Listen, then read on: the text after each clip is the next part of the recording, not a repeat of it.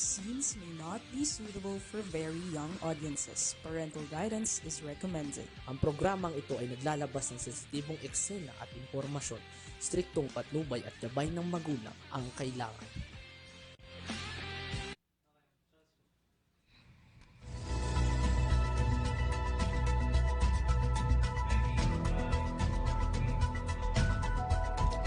Okay, magandang araw po sa inyong lahat. Ito na naman po ang inyong lingkod, Fe Nicodemus, para sa ating balitang halian. At tingnan po ninyo ating kakalsadahan sa araw ng Miyerkules. It's Wednesday. Baklaran Day, di ba? Baklaran Day today. Okay.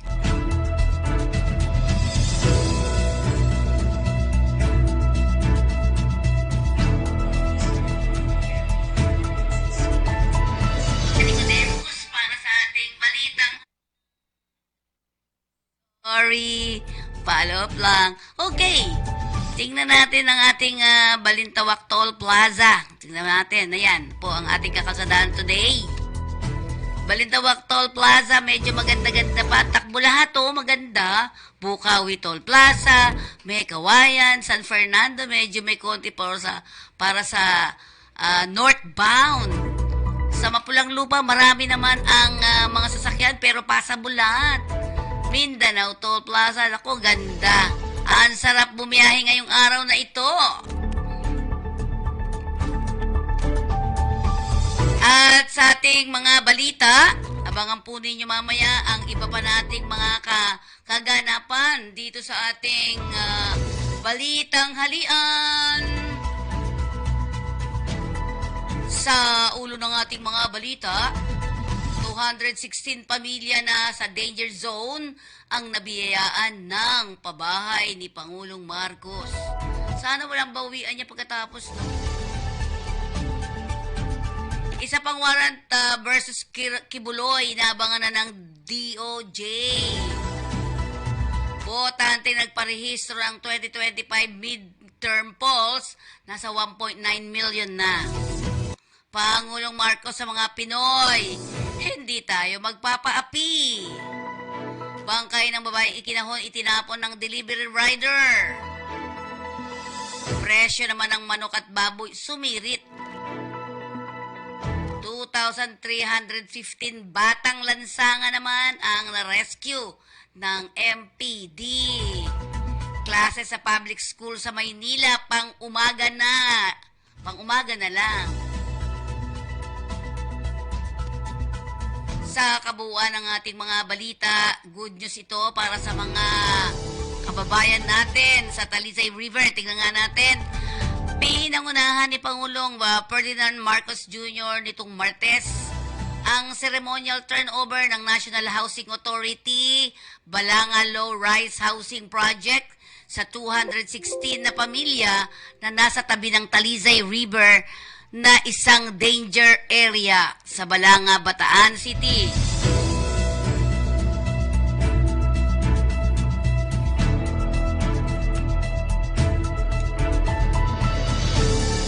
Diretso pa. Sinabi ng Pangulo na ang pinamimigay na pabahay ay bahagi ng layunin ng administrasyon na mabigyan ng desenteng tahanan ang bawat pamilyang Pilipino. Tiniyak na lahat ng tutugunan ng gobyerno ang kanilang pakikibaka sa loob ng maraming taon. Humarap sila sa peligro dala ng pagtira sa tabi ng ilog. Kaya narito tayo upang bigyan ng lunas ang kanilang suliranin. Sila ay maninirahan na sa sariling bahay na ligtas, dekalidad at komportable. Ito po ang pahayag ng ating Pangulong Marcos. Pakinggan natin.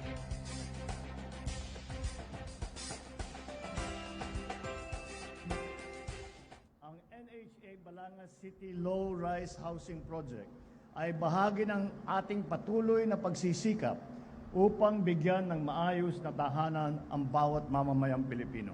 Bahagi ng katungkulan natin na mailikas sila muna sa delikadong lugar tulad ng mga daluyan ng ilog.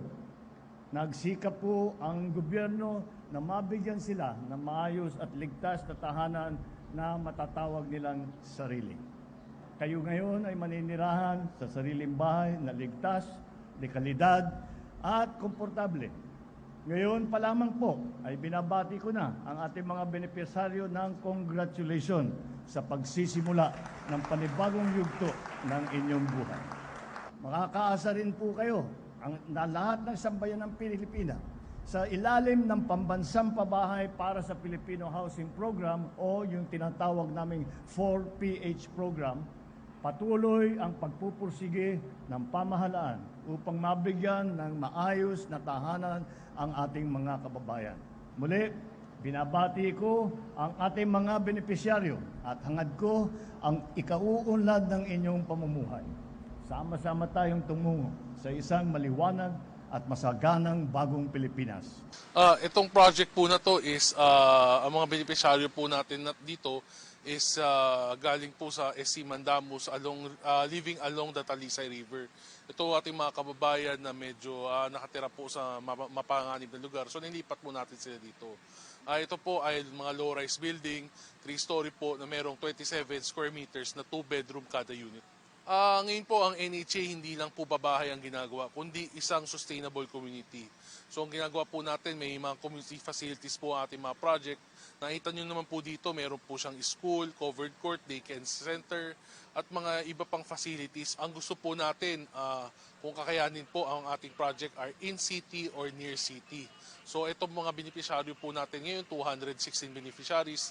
Lahat po sila nakatira po within Balanga City. Kami po ang gumagawa ng pabahay. Pero yung mga beneficiaryo po, in close coordination po yan with the LGU. So sila pa nag-validate. Siguro po nila na tama lang po and qualified po ating mga beneficiaryo. As of the moment po, nasa 300,000 na po tayo. Moving forward po, marami na po tayong ground break and marami pong under construction na projects. So makikita po natin na sunod-sunod na po ang ating mga turnover ng ating mga pabahay. So ito po ay part ng Bagong Pilipinas kung saan meron po silang bagong bahay at binibigyan po natin sila ng bagong buhay. Ang NHA po hindi lang po puro babahay ang ginagawa kundi binibigyan po natin sila ng opportunity para gumanda ang kanilang buhay. So kami po sa DSUD, sine-check namin yung location ng proposed site. So dapat po malapit siya sa school, elementary, high school, malapit din sa terminal. Meron po siyang malapit na multipurpose center or mga grocery. So sinasama rin po namin saan po yung healthcare center, saan din po ang ating for security, titignan po namin saan yung police station or barangay hall para holistic rin po ang dating ng ating safe and secure ang ating mga beneficiaries po sa ating 4PH projects. We don't want them na i-relocate pa sila or masyado malayo para sa kung saan yung kabuhayan nila. Gusto natin within the city, accessible, and hindi sila madi-displace. Kumbaga, dun pa rin sila maintain pa rin nila kung paano yung kabuhayan nila, tuloy-tuloy at walang magbabago. Kaya gusto natin i-check na malapit ito sa lahat. Sa amin po sa DSUD, fully committed kami sa Bagong Pilipinas.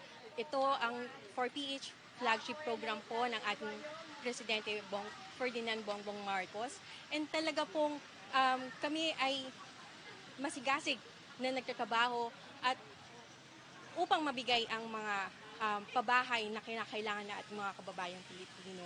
Dito, mararamdaman agad natin na nag-iiba, nagkakaroon tayo ng bagong pag-asa.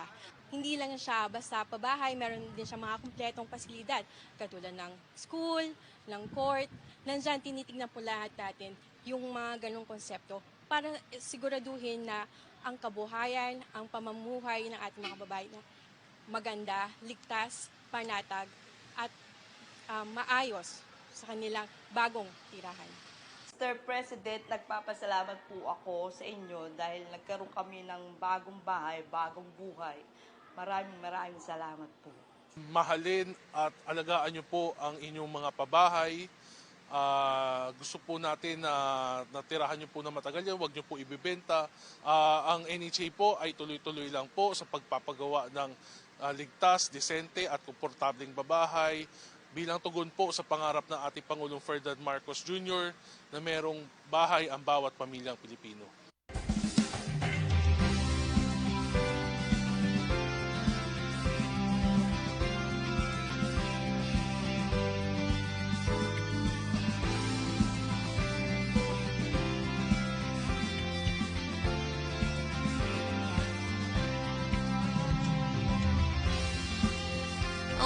Ay, congratulations sa bagong Pilipinas, di ba? Ayan. At siyempre, itinayo daw ang gusali gamit ang mga bagong teknolohiya na tinitiyak ang isang matibay at matatag na tahanan para sa bawat pamilya. Huwag nga daw ibebenta, ha? Naku, kayo talaga. Alagaan natin kasi napakaganda niyan. Di ba? Super ganda ng pabahay na yan. Samantala sa ilan natin mga balita, inabagan ng Department of Justice o DOJ ang isa pang warrant of arrest laban sa pinuno ng founder ng Kingdom of Jesus Christ na si Pastor Apollo Kibuloy para sa hiwalay na kasong qualified human trafficking. Alam mo, pag naano yan, walang bail yan. Nako. Ayon kay DOJ Undersecretary Margie Gutierrez sa public briefing, hinihintay pa ng Department of Justice na mailabas ng Pasig Regional Trial Court ang isa pang warrant of arrest laban kay Kibuloy para sa kasong qualified trafficking. Yan po ang sabi ni Undersecretary Margie Gutierrez. Ang kaso ay inihain ng DOJ Pasig City sa Regional Trial Court matapos baligtarin ni Justice Secretary Jesus Crispin Remulla sa inilabas na resolution noong March 5, 2024 ang pagbasura ng Davao City Prosecutor's Office sa mga kasong rape, qualified human trafficking at child abuse laban kay Kibuloy. Una nang naglabas ng warrant of arrest sa kasong child abuse ang Davao Regional Trial Court laban kay Kibuloy. Samantalang naglabas naman ang pahayag si Kibuloy noong weekend ng kanyang mga nais na kondisyon para sa pagsuko kabilang ang written guarantees mula kay Pangulong Ferdinand Marcos Jr., DOJ, PNP at NBI na hindi makikialam ang Estados Unidos sa kanyang kaso. Hinamon naman ni Remulla si Kibuloy na humarap sa investigasyon kung siya ay hindi inosente. Huwag magtakda ng kondisyon dahil wala siyang sa posisyon para hilingin ito. Tiniyak pa ni Remulla na ang kaligtasan ni Kibuloy kahit na pinaalalahanan niya ito na that's no one is above the law. Even if one occupies as an important position in his religious organization. Samantala, umabot na sa 1.9 million ang mga bagong botante nagpatala para makaboto sa May 2025. Next year yan. National and local election sa datos ng COMELEC hanggang nitong Lunes, April 8, umabot sa 1,920,887 ang bagong voters registration na kanilang natanggap. Kabilang nila dito ang nagparehistro sa kanilang punong tanggapan sa Intramuros, Manila. Ang naturang numero ay higit 1 milyon na lamang na kulang pang maabot ng COMELEC ang kanilang target na makapagparehistro ng 3 milyong botante para sa midterm election. Ang voters registration ay sinimula noong February 12 at nakatakdang matapos ngayong September 30. Kumpiyansa ang COMELEC na maabot nila ang naturang target bago tuluyang magtapos ang registration period. Samantala, ang kasalukuyang banta sa Pilipinas na maaaring magdulot ng sakit sa mga Pilipino ay hindi katanggap-tanggap kay Pangulong Ferdinand Marcos Jr. Isa ika-82 anibersaryo ng Araw ng Kagitingan sa Mount Samat Shrine sa Pilar, Bataan, sinabi ng Pangulo na hindi dapat magpalupig ang mga Pilipino sa iba.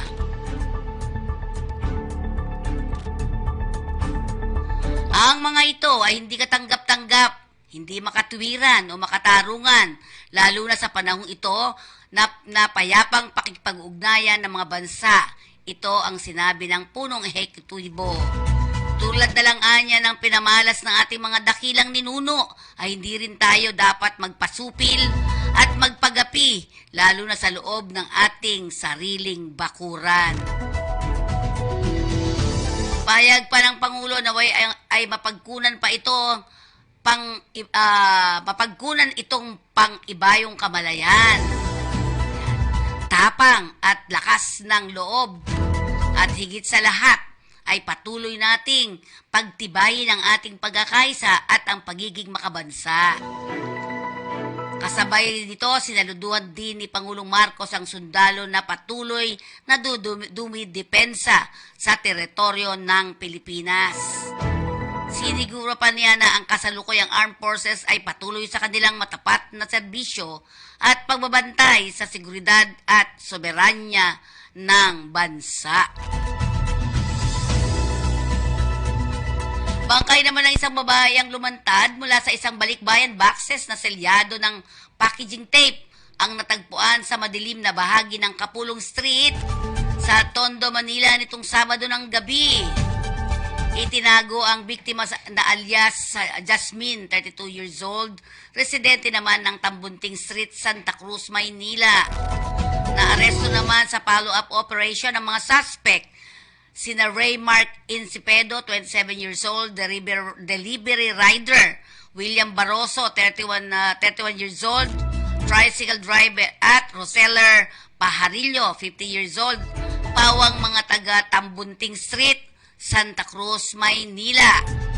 Ayon sa ulat, na-discovery ang bangkay ika-11:03 o 11:30 ng gabi sa Maswerte Street sa Tondo. Batay sa kukuha ng CCTV, noong gabi ng April 6, 2024, nakita ang isang lalaking delivery rider na nakapulang pang itaas sakay ng motorsiklo na dumaan sa Kapulong Street, sakop ng Barangay 109, at pagsapit sa madilim ay iniwan nito ang kahon na inaakala naman ng isang residente na parcel na maaring nahulog sa delivery rider. Nagawa pa ng isang residente na habulin ng motorsiklo, subalit di na nabutan, kaya't ipinaalam sa nasasakupang barangay. Nang usisain ng kahon, balot na balot pa ang packaging tape at isang nakabaluktot na bangkay ng babae. Ang nasa loob nito, nakita rin ng maitim na mabakas ng sakal sa leeg nito. Ipinaalam na rin sa Raksabago Police Station 1 ng MPD at itinawag sa MPD Homicide Section. Itong Martes, April 9, naresto ang dalawang suspect matapos ang backtracking. Ikinanta naman nina Incipedo at Barroso na si Pajarillo ang mastermind umano ng pagpatay at inutos lamang ang pagpatapon. Nadakip din naman si Pajarillo. Tinitingnan ngayon ang anggulo, ang biktima umano ay nagbibigay ng impormasyon sa mga pulis kaugnay sa aktibidad ng mga umano'y tulak na suspect na posibleng motibo sa krimen. Magpaalala muna tayo mula sa ating himpilan. Ulat panahon tayo, RB.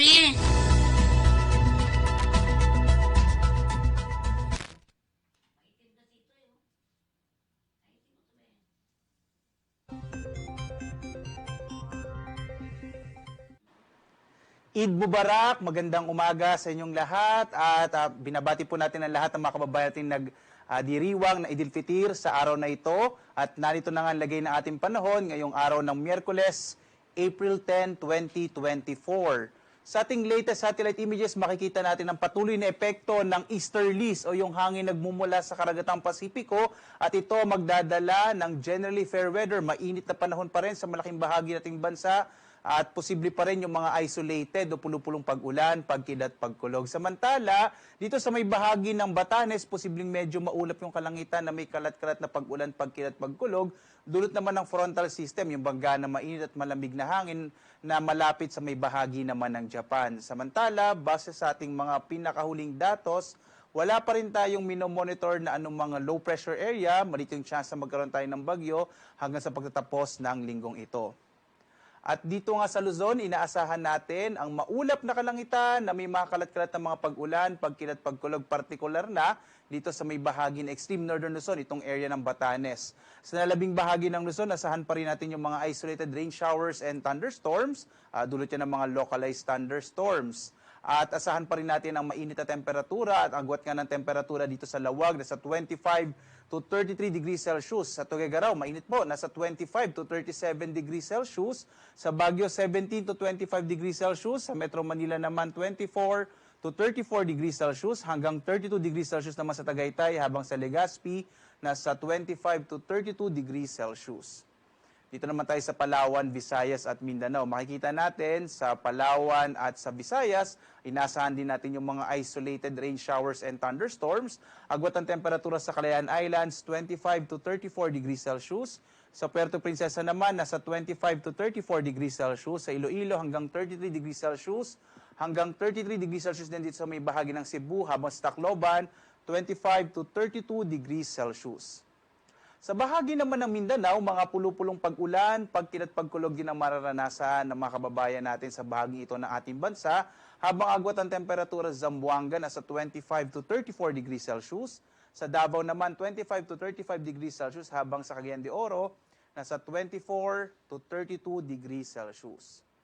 Sa ngayon nga, wala pa rin tayong nakataas na gale warning. Ligtas naman pumalawat yung mga sasakyang pandagat, maliliit na mga bangka sa mga baybayin ng ating bansa. Dito sa may extreme northern Luzon, katamtaman hanggang sa maalon na maaaring aasahan na lagay ng ating mga karagatan. Sa ibang bahagi ng ating bansa, banayad hanggang sa katamtaman ang maaaring pag-alon ng ating karagatan. At narito naman ating inaasahang panahon sa mga susunod na araw. Hanggang sa Sabado, patuloy nating inaasahan ng generally fair weather. Mainit na panahon pa rin dito sa may Luzon. Agwat ang temperatura sa kamay nila in the next 3 days, 23 to 35 degrees Celsius. Sa Baguio naman, 17 to 25 degrees Celsius. Sa Legazpi, nasa 25 to 33 degrees Celsius. At dito naman sa Kabisayan, sa Metro Cebu, Iloilo, Tacloban City, patuloy nating inaasahan din yung mga isolated rain showers and thunderstorms, at mainit na tanghali pa rin ang mararanasan sa mga susunod na 3 araw.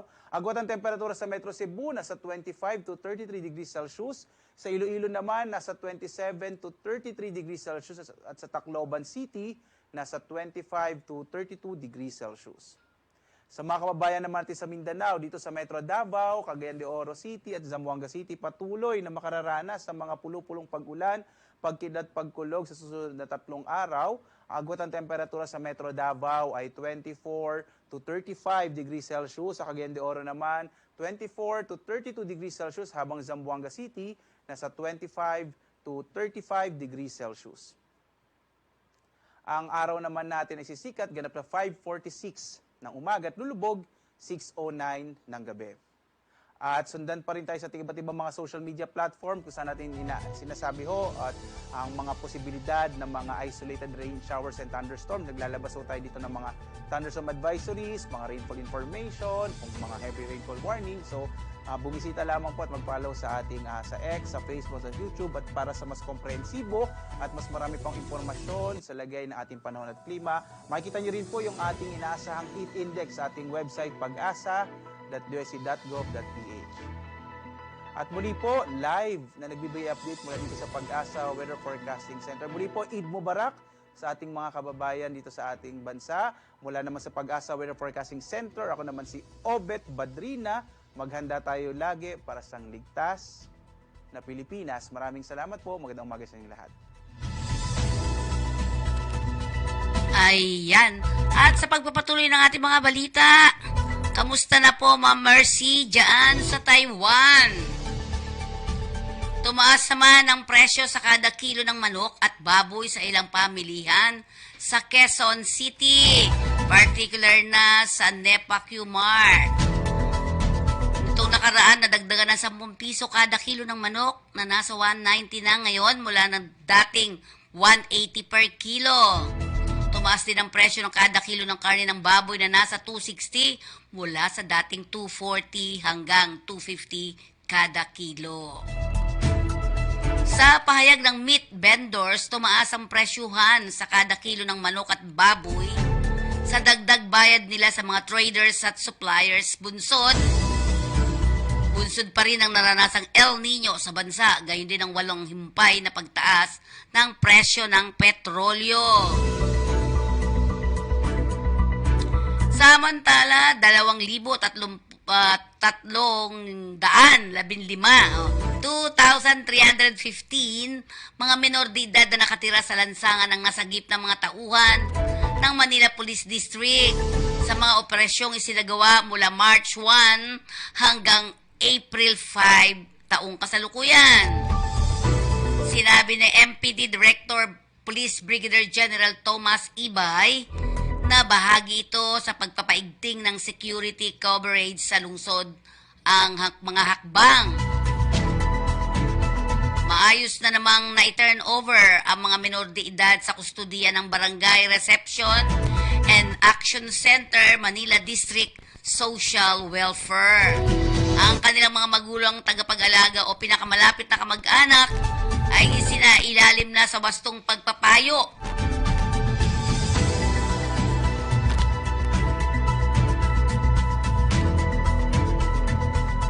Upang matugunan at maunawaan ang dahilan ng pamamalagi sa kalye ng mga kabataan.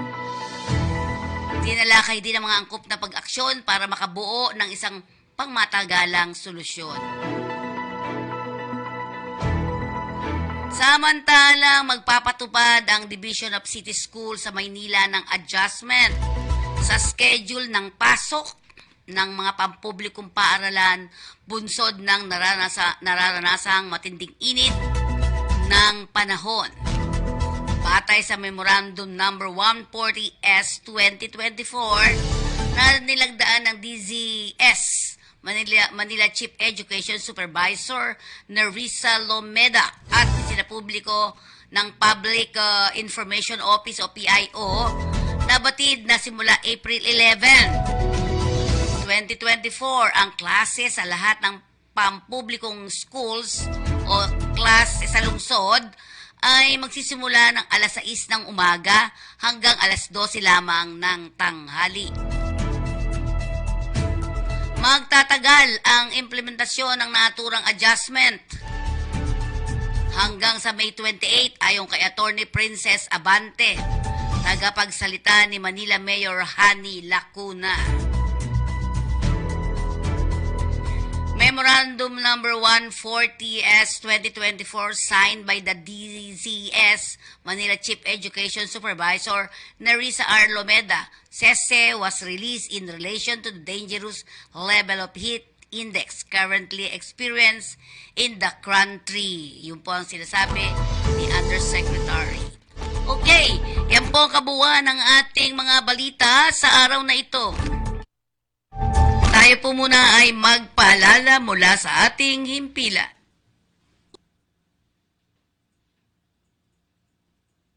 Okay, ang ating Sincerity Cafe and Restaurant na matatagpuan sa iba't ibang panig ng Kamaynilaan at dalawa naman sa Quezon City. Ang ating mga telephone number ay 8241-9990 and 8241-9972 para sa inyong mga catering. Baka gusto nyo po magpa-deliver. Apakasarap ng mga, ang pinaka-number 1 dyan na masarap po sa Sincerity ay ang kalan chicken. Ang paborito ko dyan ay oysters cake, di ba? 1956 pa ng itayo ng Pamilya Uy ang naturang Sincerity Restaurant na matatagpuan sa iba't ibang panig ng Kamaynilaan tulad ng 519 Quintin Paredes Street, Binondo, Manila.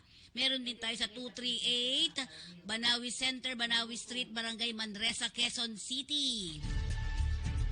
At kung kayo na may matutungo dito sa Lucky China Town Mall, ayan, nasa ground floor ng Binondo, Manila. Meron din sa Unit 2, 285 Gibara Street, Corner Hardboard Street, Little Baguio, San Juan. Matungo naman kayo sa Robinson's Magnolia, Express Sincerity rin po ang naririyan.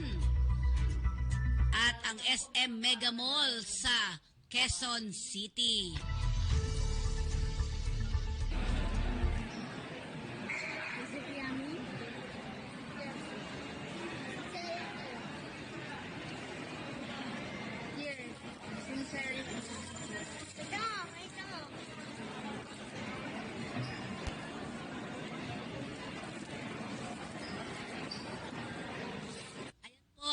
family pack ang inyong Absolute Pure Distilled Drinking Water. I love this water.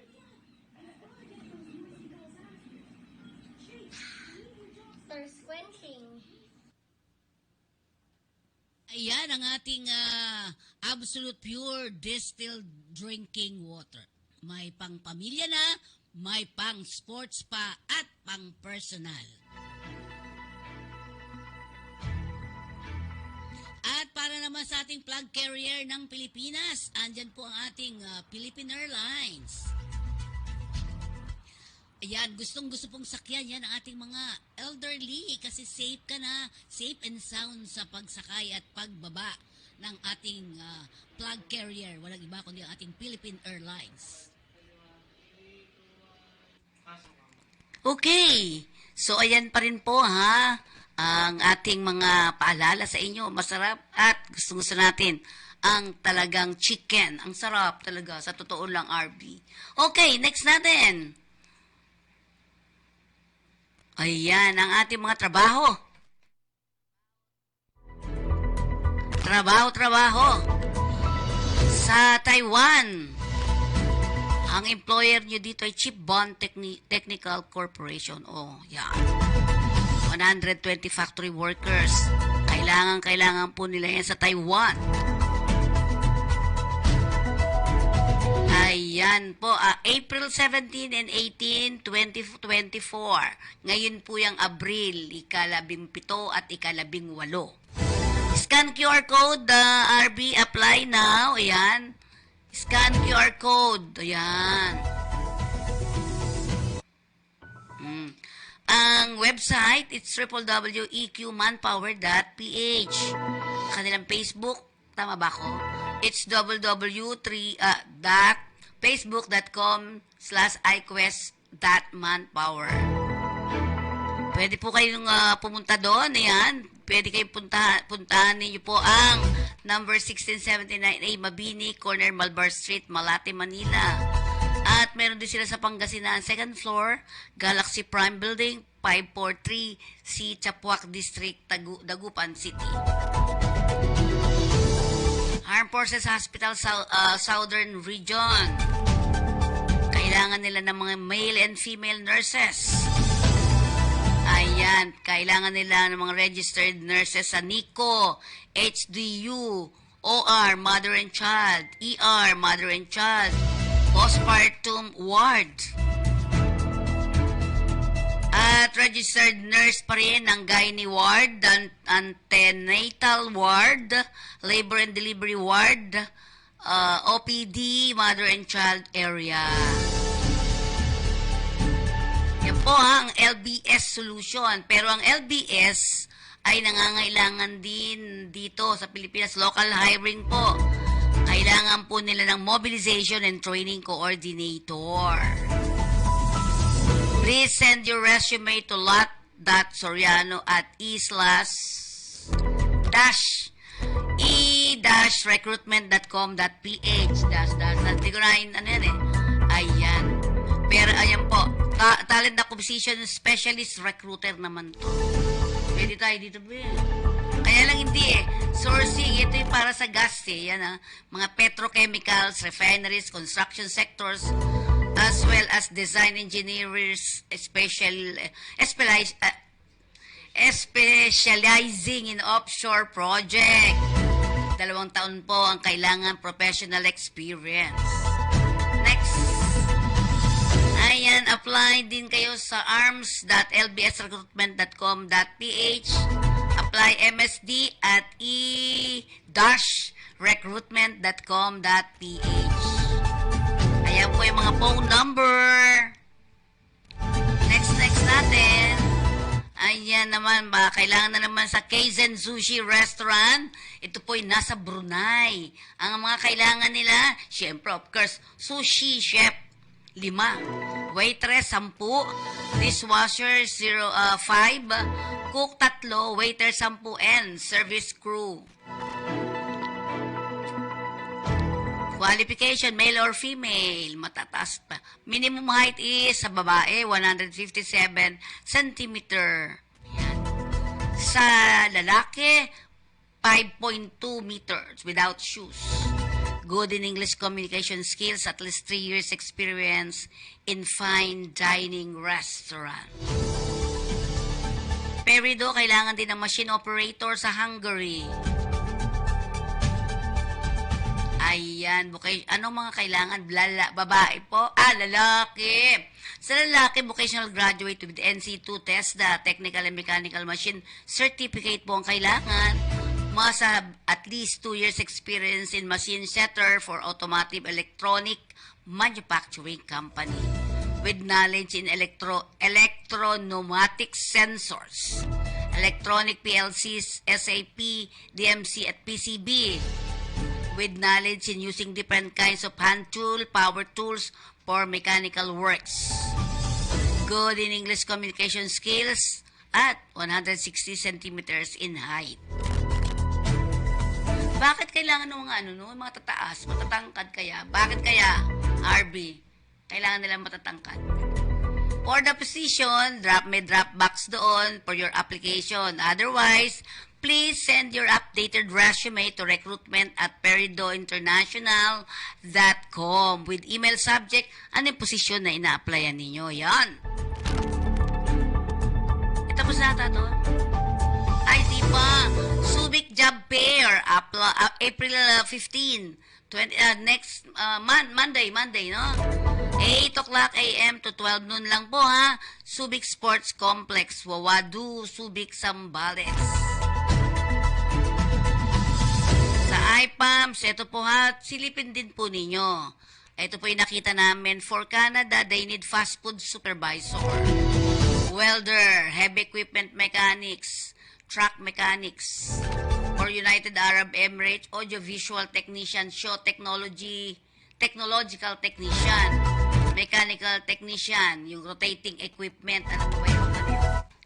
For United States of America, mga registered nurse ang kailangan nila. For Saudi Arabia, ito, fitness manager, group exercise trainer, pwede na ako dyan, pre. Fitness trainer, swimming instructor, and lifeguard. For Hong Kong, lineman ang kailangan nila, mga lineman. Staff house, Saudi Arabia, they need kitchen workers, waiters, waitresses, and coffee makers. At least 2 years minimum experience in the same field. Next natin. Job opening, ano kaya to? 20/0 DPO. Must have ASD tag experience. CF Sharp, sa barko to. CF Sharp Crew Management Incorporated. Yan, job opening ASD vessel, AB mooring.